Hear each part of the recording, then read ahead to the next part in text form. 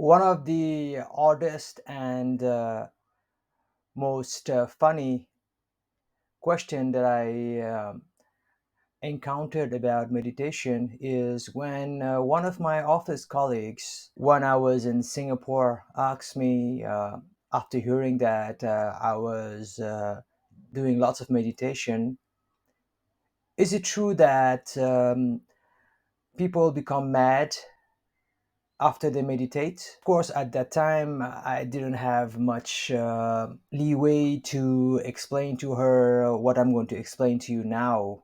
And I just said, no, it's not true at all. But today I'm going to talk more in detail about the relationship between meditation and madness. First of all, we have to define what is madness. I had a good friend in my university days, and he described madness so eloquently. He said that people call other people madness when they cannot understand their behaviors. That's a very broad definition.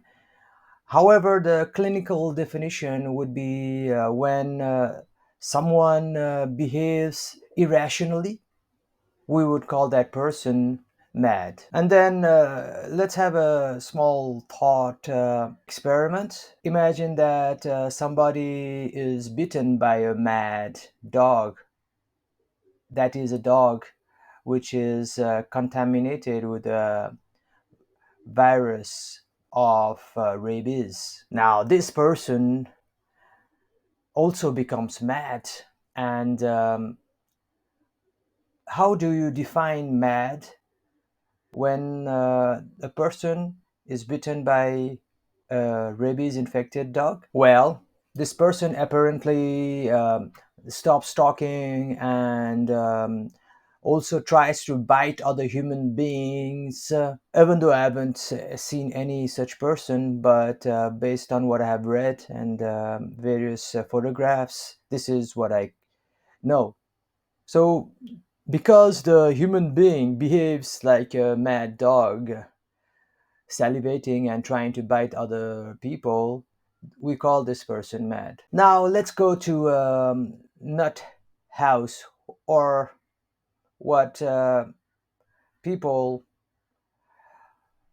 do not want to call but should actually be calling the mental asylums. There you have people chained with their beds so that they do not do something crazy like hurting others or hurting themselves or damaging property. They would do all this damage not out of malice or out of revenge, but just without any reason. At least this is what the external observer thinks. Then we would see people who are talking to themselves, shouting at themselves, or talking to some imaginary people in front of them. Again, I don't have a first-hand experience of mental asylums, and I'm basing that on research that I've read and various documentaries and movies like you.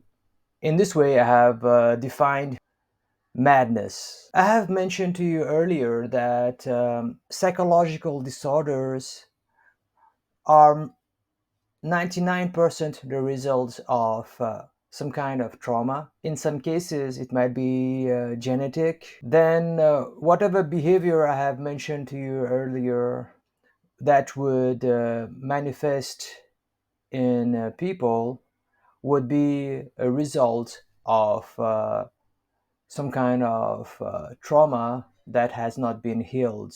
Except in the case of the person who is bitten by a mad dog, or the cases where the a person tries to hurt himself or others, damage property, shout at others, talking to some imaginary people, etc., cannot be explained as simply bad luck. These are all the results of unhealed trauma Of course, medicine can help, but as I mentioned earlier, it's not enough, and we really need to do more for these people. Madness is thus an expression of trauma in the extreme case. Now, in the less extreme cases and normal cases, we call somebody mad when they behave differently than we expected them, as my friend, as I mentioned earlier, told. We have a friend, for example, who changes his mind right away. He says he'll go to the movies now, and then in a short while he says that he's not going. So we call this person mad. We also call a person mad who lives a decent, well paying job for something uncertain like starting a new business or traveling the world. We might call a young person who has fallen in love with somebody whom we don't think is suitable for him as a mad person also. So basically, madness has got many forms. Now, I'm going to tie everything that I just said to meditation. If you meditate without the objective of raising your consciousness or gaining some kind of superpowers or materializing your desires or achieving something incredible that is only possible through meditation, then rest assured madness will never occur to you. What I'm trying to say is, like you were before meditating, you will be during and after meditating. So, without talking about more meditation techniques to avoid the confusion, let me just stick to the two techniques that I've just mentioned, mostly here above: breathing and mindful meditation. These are very safe techniques, and they will cause you no harm in your consciousness in any ways. However, once you rise above those rudimentary meditation techniques into the real hardcore meditation techniques, then definitely people around you will observe changes in your behavior that will be translated as you having gone mad. I'm sorry to break the bad news, but this is how it is. You cannot seriously meditate and not be forced to think differently, see differently, react differently, walk differently, work differently. True meditation is a transformative process. So, if you are uncomfortable with the concept of transformation because it will lead to an exhibition of what others perceive as a mad behavior, then a unified meditation isn't for you, and you should stick to the conventional meditation practices that are being sold in the world today. The good news is that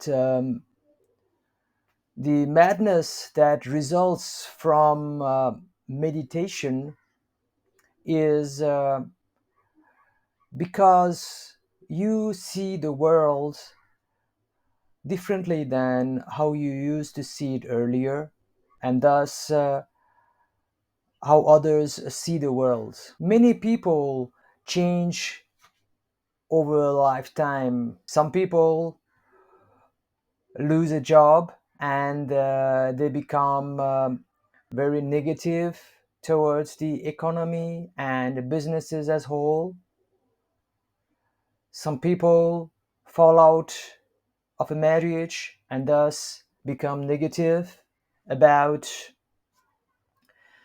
love and relationships. Some people are falsely accused by the judicial system, and thus they become negative about life being fair as a whole. So, even if you do not meditate, out of fear that you might have to transform and have a new ways to live and to think and to react, there are no shortages of life events that will force you to transform in one way or another. Each transformative event that I mentioned earlier, and not limited to this, will lead other people to say that you have gone mad. This is because they cannot understand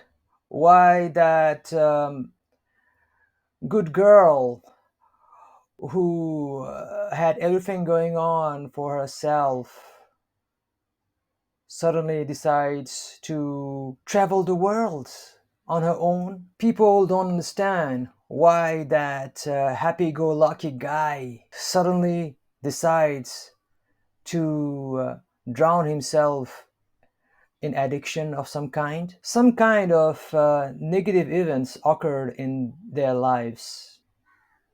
In our eyes, they are just negative, but in the eyes of those people, they are traumas. At first, it will exhibit in the form of mad behaviors, but later on, it will grow into mental disorders, leading further to more mad behaviors. So, meditation also, if done properly, of course, will lead into transformations, but it will be of the good kind. It will lead the meditator more and more towards a format 3 life from a format 2 and format 1 life. You might be wondering what I'm talking about with this format 1, 2, and 3. In the chapters that are coming, I will talk in more details about them. But basically, they are ways of living. Format 3 living is based on being good and pure. Format 2 living is based on being a recognized and respected person in society. Format 1 living is about enjoying with the senses and following the whims of one's mind. So, what meditation does is help the person move from a life that is lived in format 1 and format 2 towards a life in format 3. That is why you will see people who are meditating who were living luxurious, flashy lives suddenly turn into humble and self-effacing people. This is because the consciousness inside of them shifted from format 2 to format. Obviously, somebody who knows that person will see that madness has overcome. Otherwise, how to explain this transformation? And then the blame goes to the meditation practice. There is a story of the Rishi Valmiki, who was a criminal, and he started to meditate, and then he became the writer of the epic scriptures of the Hindus. So his transformation was from a murderer to a saint. Isn't that madness? Yes, at least in the eyes of others. But it's a good madness. Then finally, I want to tell you the truth about the transitory madnesses that meditation will cause you to have, again, you need to know the proper meditation techniques to overcome those transitionary madnesses. If you stick to the same meditation technique that led you to that madness, then you're, what should I say, doomed for some time at least. Upon doing some kind of meditation, you will start to hear some voices inside. Sometimes you'll hear sounds.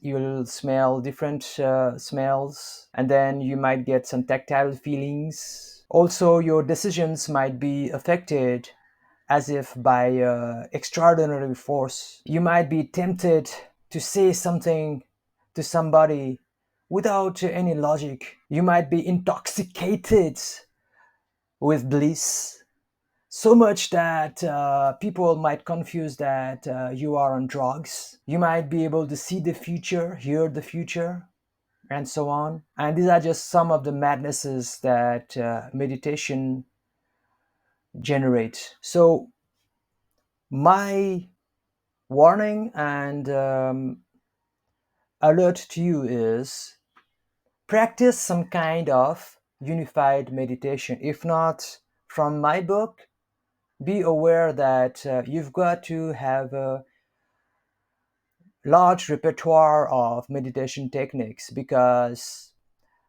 the journey of meditation is a very long one and you will need all that you can muster. And this is what this book is here to help you with. So read on.